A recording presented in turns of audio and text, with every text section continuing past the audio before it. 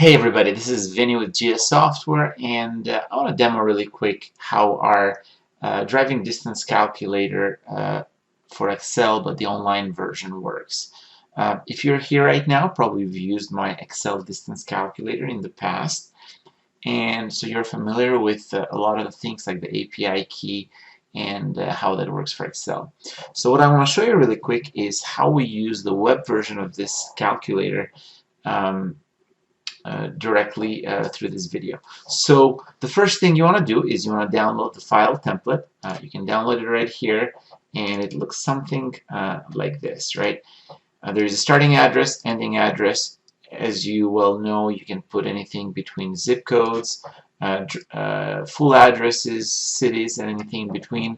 Obviously not just US addresses, but addresses all around the world.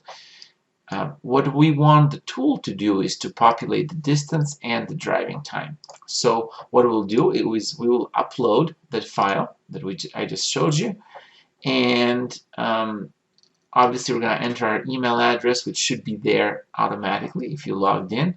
You can actually change that email address if you'd like the results to be sent to a different email address, and obviously we'll put the API key in there. So I will copy my API key and paste it in, and then I will click on submit. It takes a moment, but the tool, the online tool, processes it, and what we'll do is it will I can click on download file, and it will send me a file with the results. The distances, obviously in miles, driving time.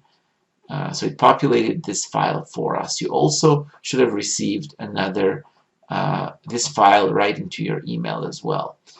If you have a larger set of data, you can actually close the window and the tool will still run it and email you the results.